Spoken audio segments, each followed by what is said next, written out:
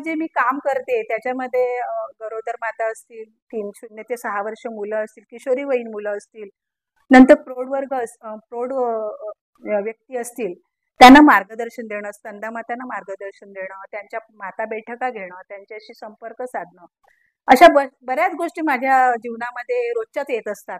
पण त्यांना कसं हे करायचं, त्यांच्याशी कसं बोलायचं आणि त्यांना समजावून स्वच्छतेविषयी कसं मार्गदर्शन करायचं, हे मला खूप आवडायला लागलं. मला एवढा आनंद झाला, की तो माझा आनंद असं असं खूप मला असं थोड्यासाठी मी तेव्हा माझ्या बहिणीकडे होती आणि माझ्या घरच्या लोकांना तर काही माहितीच नव्हतं.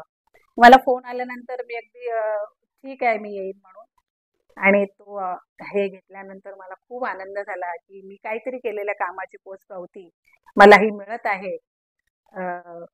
असा माझा सगळा जीवनपट.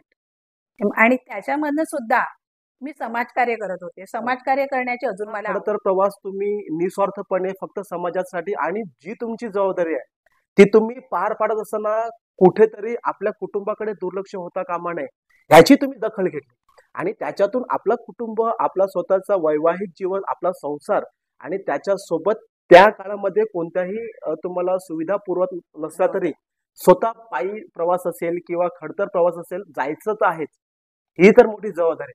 मग हा ताळमेळ करताना किती मोठा त्याग करावा लागला असेल? खूप मोठा त्याग करावा लागला. कारण मी जेव्हा तिथे शाळेत जायचे तेव्हा मला पगार असेल कमीत कमीत मानधन असेल 130 रुपये, 130 रुपये झाले, नंतर 40 झाले, नंतर 100 झाले, नंतर 150 झाले, त्याच्यानंतर 250 रुपये मला पगार भेटला. नंतर मग मला परत 300 मानधन द्यायला आलं, मग 500.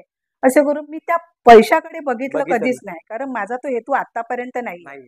मला फक्त असं स्वार्थीपणा वगैरे नाही, मला माझ्या समाजासाठी किंवा माझ्या मुलांसाठी काहीतरी करायचं आहे, हे फक्त माझं एक ध्येय होतं.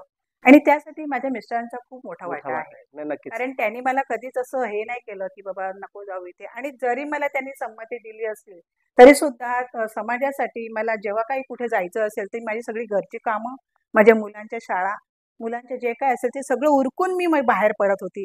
आणि त्याच्यामध्ये महिलांमध्ये रमून आणि बाकी शाळेमध्ये सुद्धा, आणि आजपर्यंत हे सगळं शून्यातून मी निर्माण केलेलं आहे.